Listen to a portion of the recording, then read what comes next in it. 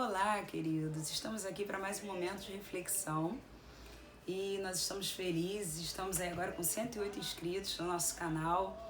Eu louvo a Deus porque, como eu sempre digo, quem ganha é o reino, né? A palavra está sendo espalhada aí para muitas pessoas. Eu louvo a Deus por isso e eu sei que nós vamos alcançar muito mais inscritos, né? Quero deixar um beijinho especial aqui para o meu pequeno espectador, o menor deles, o Isaac, filho da Cris, do Luizinho. Eu achei que a minha menor espectadora era a Rebeca, minha sobrinha, né? Que ela tem 5 anos. Mas ontem eu recebi uma mensagem linda do Isaac dizendo que estava assistindo a pastora Fernanda. Então eu louvo a Deus pela vida do Isaac, dessa família querida. E eu falei para ele que eu ia mandar um beijinho para ele hoje, tá? Então, Isaac, ó, um beijo, Deus te abençoe.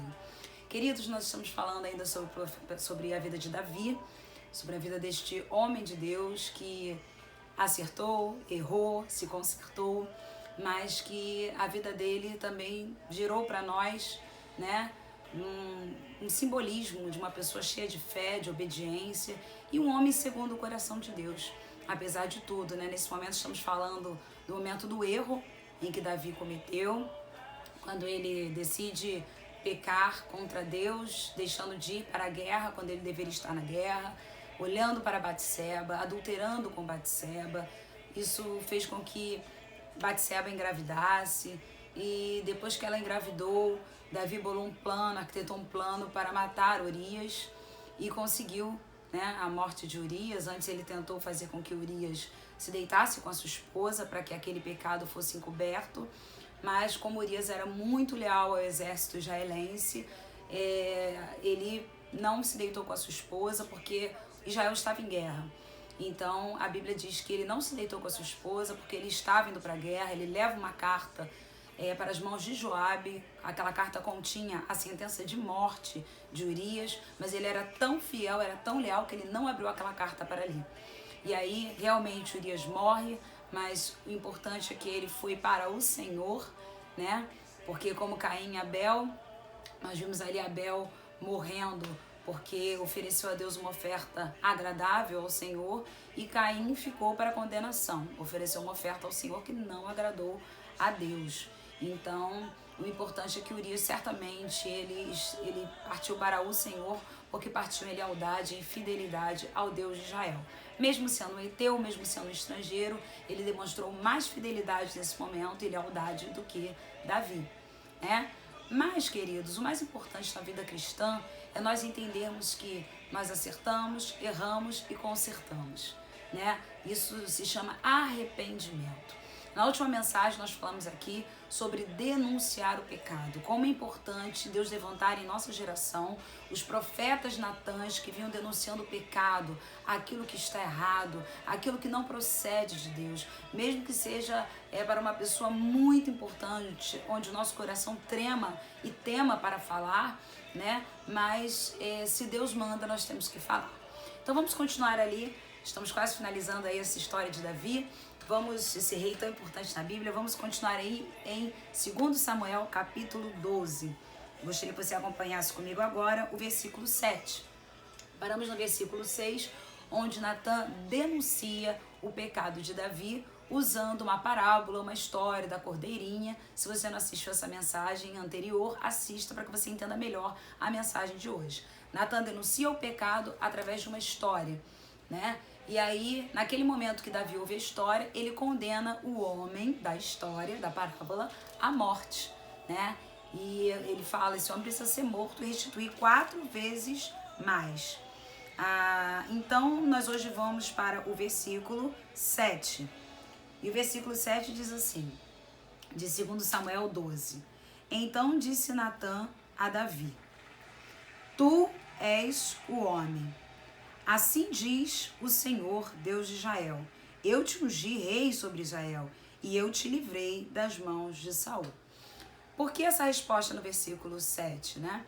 Porque Davi, quando ouve a história da cordeirinha, que foi tirada dos braços do seu dono, ele ficou muito triste, chateado, revoltado com aquela história toda. Ele diz, olha, o homem que fez isso merece ser morto e precisa também restituir 4 vezes mais essa cordeirinha. Então, Natã tem a coragem de dizer para ele, você é este homem, Davi. ele denuncia naquele momento que Davi era o homem que havia pecado contra o Senhor. E, irmãos, essa frase, né?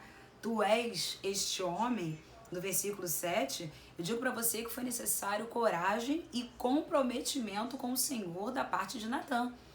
Porque Davi, naquele momento, como rei, né? Por ser ele rei, ele poderia se levantar, acender a sua ira contra o profeta Natã, e poderia até ter mandado executá-lo.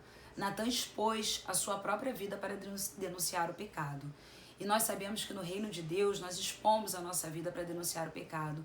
Expomos a nossa vida primeiramente para o mundo espiritual. O mundo espiritual se levanta quando nós denunciamos o pecado. Pode observar. Quando você está numa situação onde você precisa denunciar o pecado, o mundo espiritual se levanta contra a tua vida, contra a tua saúde, muitas vezes contra os teus filhos, contra a tua casa, contra os teus bens, contra as tuas emoções, porque você está denunciando o pecado. E Natã sabia que estava correndo esse risco neste momento. Mas eu quero dizer para você que vale a pena correr riscos pela obra de Deus.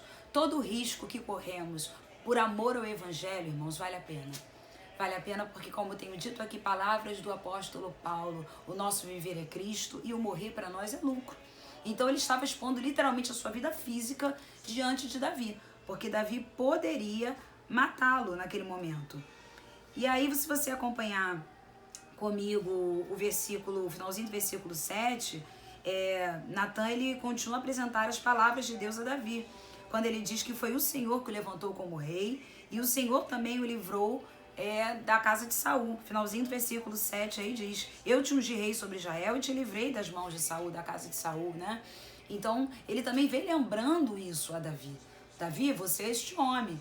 E olha, eu vou te dizer algo mais. Eu te ungi rei sobre Israel e te livrei das mãos de Saul. E agora, acompanhando o versículo 8, mas eu vejo isso também como uma estratégia de Deus, né? Para mostrar para Davi que realmente era ele quem estava falando, era o próprio Senhor que estava falando com Davi, porque Natã não presenciou muitas coisas, e sim o profeta Samuel. E naquele momento, quando Deus fala com Natã, não esqueça que fui eu que te ungi rei sobre Israel, e também fui eu que te livrei das mãos de Saul. Então é um momento em que Deus está falando ali: olha, Natã não vivenciou muitas coisas com você, e olha só como eu estou usando ele para a tua vida, né? E quando Deus fala através de um profeta, irmãos, tudo é confirmado, né? As palavras não ficam vazias, realmente nós sentimos que é Deus falando conosco. O versículo 8 diz assim: deite a casa de teu Senhor e as mulheres de teu Senhor em teus braços, e também te dei a casa de Israel e de Judá.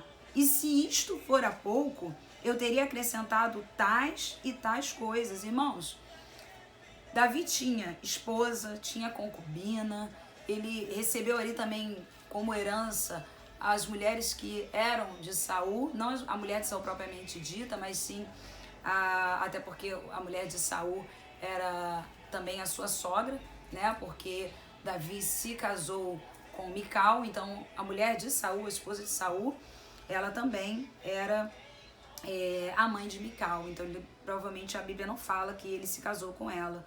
O nome dela era Ainoã, mas sim as outras mulheres que ele herdou ali do rei Saul, porque a lei proibia a Davi tomar como esposa, no caso, a sua própria sogra, né? E é interessante porque no hebraico, essa palavra utilizada aqui, quando você vê no versículo 8, que ele daria, se tais e tais coisas fossem necessárias, ele teria dado mais, acrescentaria mais ainda ao Senhor. E a palavra esposa, traduzida no hebraico, também ela pode estar incluindo as servas e as cortesãs que passaram a pertencer a Davi quando ele se tornou rei. Então, quando ele diz aqui no versículo 8, deite a casa de teu Senhor e as mulheres de teu Senhor em teus braços, então esse termo também é conhecido como esposa e como cortesãs, né, incluindo as servas e as cortesãs que pertenciam a Saul. O que Deus está falando aqui com Davi? Davi, você achava pouco ter mulheres, ter concubinas, ter herdado aí as mulheres do rei Saul, né, as servas, as cortesãs? Se você ainda quisesse mais coisas, eu teria acrescentado. Olha que lindo que Deus fala. Se você achasse pouco, eu teria acrescentado tais e tais coisas. Ou seja, Deus está mostrando aqui para Davi que a graça de Deus era com ele, ou seja, tudo aquilo que ele pedisse que fosse a favor de Davi, ele daria a Davi. Porque você vê, o que a Bíblia nos garante hoje no Novo Testamento? Tudo coopera para o bem daqueles que amam a Deus. Ou seja, se Davi precisasse de mais alguma coisa, Deus daria a ele. Ele não precisava cometer um pecado para alcançar alguma coisa. Ele precisava orar para pedir algo a Deus e alcançar a graça divina, se assim fosse da vontade do Senhor. Claro que não pedir para que ele viesse a se casar com Batseba, porque os nossos pedidos, eles precisam estar alinhados à palavra de Deus, né? Então, cuidado com o que você pede. Você tem que pedir coisas que estejam alinhadas à palavra de Deus. Pedir a mulher do próximo não é algo que está alinhado à palavra de Deus. Mas o que o Senhor está mostrando para ele, Davi, você precisava disso. Você precisava disso. Eu tenho te acrescentado tantas coisas. E, irmãos, eu quero dizer algo para você. Você pode estar aí pensando, poxa, pastora, que furo de Davi, né? Davi errou feio. Mas você lembra também de Esaú? Você não precisa ir lá, mas eu vou lembrar você. Gênesis capítulo 25, versículo 34, diz que Esaú vendeu seu direito de primogenitura por um prato de lentilhas. Então você pode estar pensando aí, poxa, Davi pecou, mas olha Esaú. Esaú estava com fome, Esaú, a Bíblia fala que ele era um homem caçador, enquanto Jacó não. Então Esaú ele voltou cheio de fome desse momento de caça, aí que ele não tinha conseguido caçar nada, enquanto Jacó tinha preparado um cozido de lentilhas e ofereceu para ele. Como Esaú já estava sem esperança nenhuma na vida, digamos assim, ele estava tão esgotado fisicamente, porque naquele tempo se saia para caçar e se passavam dias, né, numa floresta. E como ele não tinha conseguido nada, ele voltou esgotado e totalmente sem forças, à beira da morte mesmo. Então ele viu que para ele o que adiantava o direito de primogenitura. Então Gênesis 25, 34 diz que Jacó ofereceu a ele esse cozido, esse prato de lentilhas. Ele aceitou, comeu aquele prato de lentilhas, ficou satisfeito e foi embora, desprezando então o direito de primogenitura por um prato de lentilhas. Ou seja, por algo que não era, na verdade, que não ia levá-lo a nada, não ia levá-lo a lugar algum, por um prazer transitório, por um prazer que simplesmente durou ali alguns minutos. E o que Davi fez? Trocou a sua gratidão a Deus, a sua fidelidade a Deus, se você olhar direitinho, por um prazer transitório, por uma hora de prazer, por meia hora de prazer. Quantas vezes nós trocamos a lealdade ao Senhor por meia hora de prazer, por uma hora de prazer, prazer à nossa carne, satisfazer a nossa carne? Então não podemos colocar o dedo e apontar a Davi, nem Esaú, porque na verdade nós também fazemos isso muitas vezes. Trocamos a nossa lealdade ao Senhor por causa de algum tempo de prazer, alguns minutos de prazer. Versículo 9 diz assim: porque, pois, desprezaste a palavra do Senhor, fazendo o que era mal perante ele. E a Bíblia fala, em Gênesis 25, 34, exatamente esse termo, que Esaú desprezou o seu direito de primogenitura.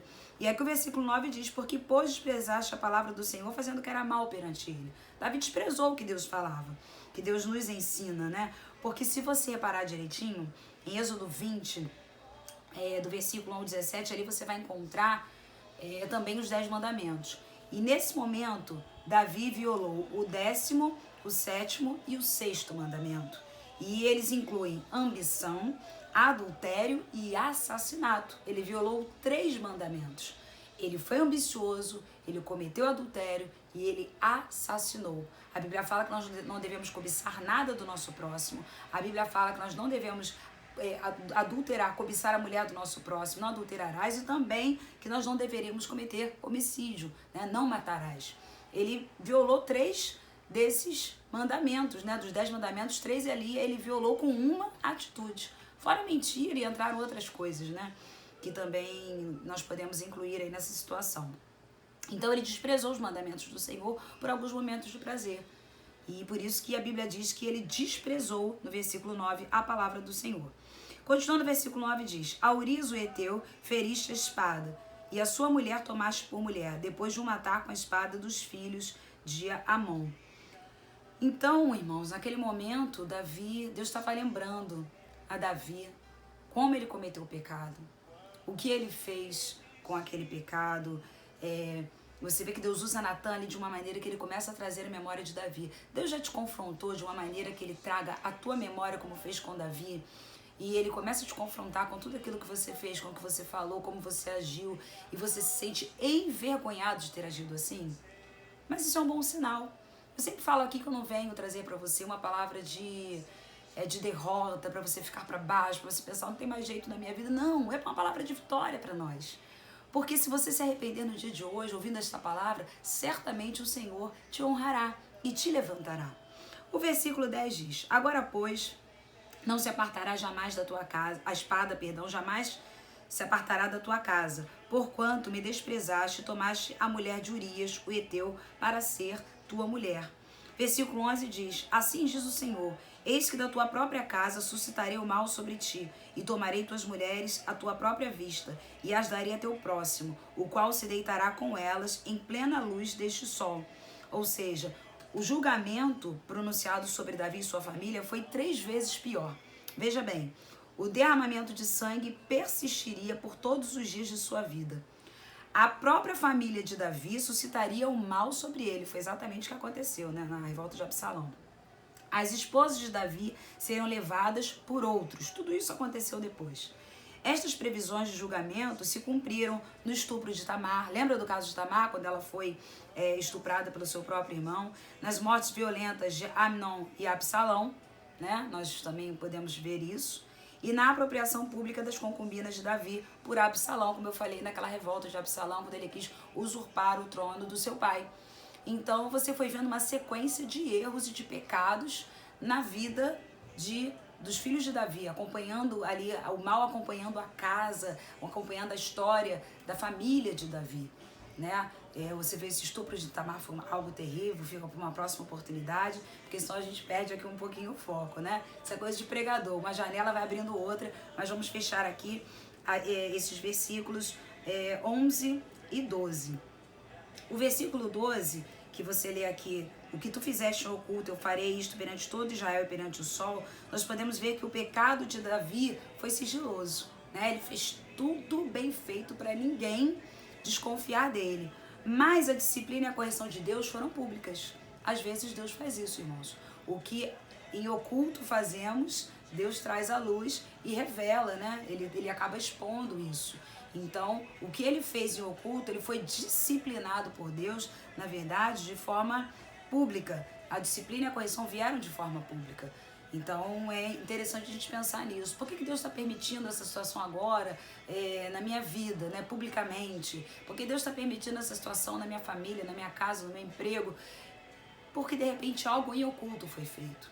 Uma palavra proferida, um pensamento que não deveria ter chegado à tua mente, né? A gente não pode evitar que um pensamento mal chegue à nossa mente, mas podemos evitar que ele prospere em nossa mente. Isso é interessante. E aí vamos caminhando aqui para o final, o versículo 13 diz: Então disse Davi a Natã: Pequei contra o Senhor. E aí, irmãos, eu digo para você, essa frase é a mais importante de toda a história de pecado de Davi. Por quê? Essa frase significa apenas uma palavra: arrependimento. Você é capaz de dizer hoje, pequei contra o Senhor? Poucas pessoas eu conheço que fazem isso. E Davi aqui fala, pequei contra o Senhor. Disse Natã a Davi, também o Senhor te perdoou o teu pecado, não morrerás. Então, quando Davi fala isso, é interessante que ele não tentou explicar os seus pecados. Ele não tentou dar desculpas para o seu pecado, não tentou dar justificativa, Senhor, aquela síndrome de Adão, eu fiz isso porque ele fez isso, eu fiz isso porque ela fez isso. Não, né? Senhor, quem fez isso foi a esposa que o Senhor me deu. E aí Eva, Senhor, eu fiz isso porque a serpente me enganou. Não, síndrome de Adão não. Você pode falar aí comigo? A síndrome de Adão não existe na minha vida. Você não pode carregar essa síndrome de Adão. É melhor dizer, Senhor, pequei contra ti. Isso aí é sinal de arrependimento.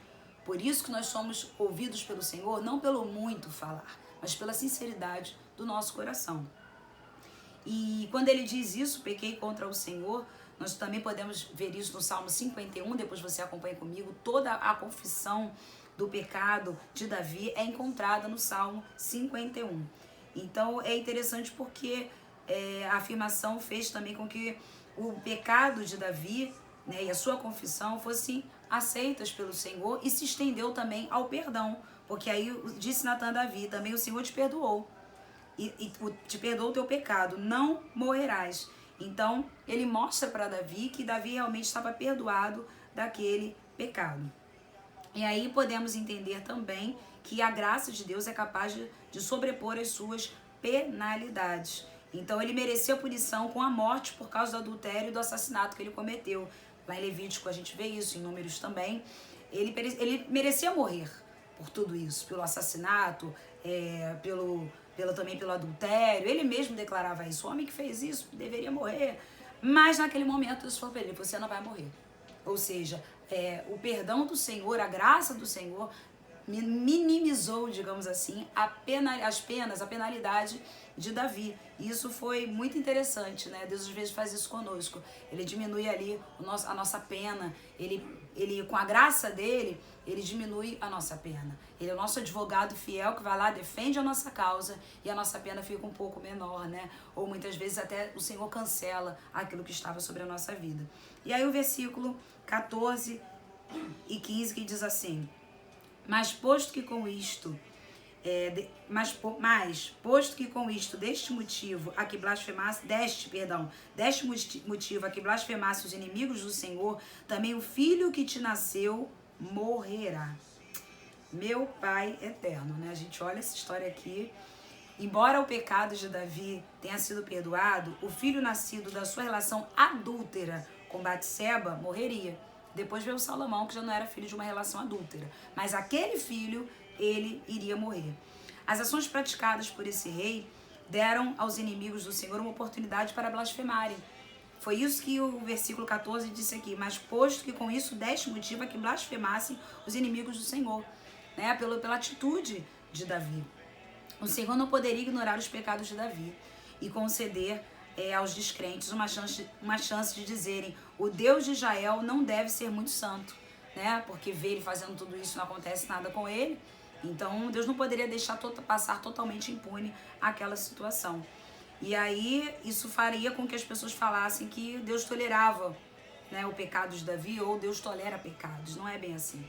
Deus perdoa os pecados, mas não necessariamente remove as suas consequências. Eu vou repetir essa frase para você. Deus perdoa pecados, mas não necessariamente remove as suas consequências.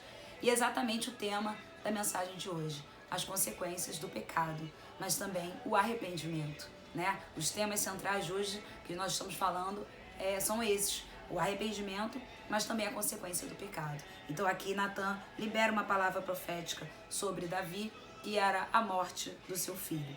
E o versículo 15, para a gente finalizar, diz: Então Natan foi para a sua casa. Olha, irmãos, é algo que a gente fica assim pensando, né? Natan fala aquilo tudo e vai embora. Será que a gente teria coragem de denunciar o pecado e depois ir embora? Nesse versículo aqui que nós estamos analisando, né? Nós podemos ver que Natan então volta para a sua casa e naquela certeza, naquela consciência de que o recado foi dado. Você imagina como o mundo espiritual não lutou contra a vida de Natan. Mas ele precisava denunciar o pecado. E o que essa denúncia gerou? Arrependimento.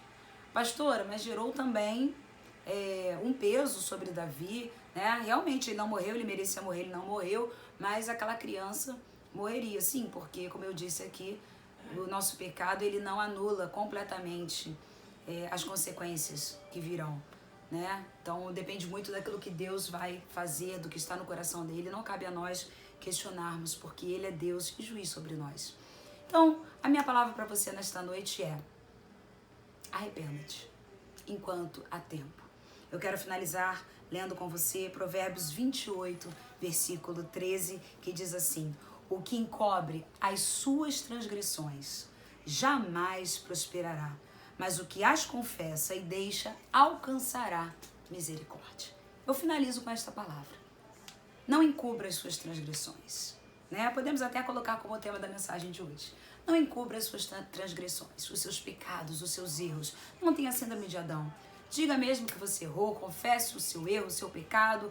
E o mais importante, arrependa-te ou arrepende-te, né? Porque a Bíblia diz então que aquele que confessa, tem que confessar. Dizer, Deus, eu pequei. E deixa. Ou seja, não cometer mais esse tipo de pecado. Porque quem vive repetindo pecado, cai num outro pecado chamado de iniquidade, que é a repetição do pecado, algo que Deus não tolera. Então aquele que confessa e deixa, alcançará misericórdia. E eu quero profetizar sobre a tua vida, que nesta noite, no dia de hoje, na tarde de hoje, você está alcançando a misericórdia do Senhor. Arrependa-te das obras más, arrependa-te dos pensamentos maus, arrependa-te daquilo que você pensou em fazer, que você estava planejando fazer, ou que você até mesmo já fez. Mas hoje é noite de arrependimento, é manhã de arrependimento, é tarde de arrependimento e há esperança para você.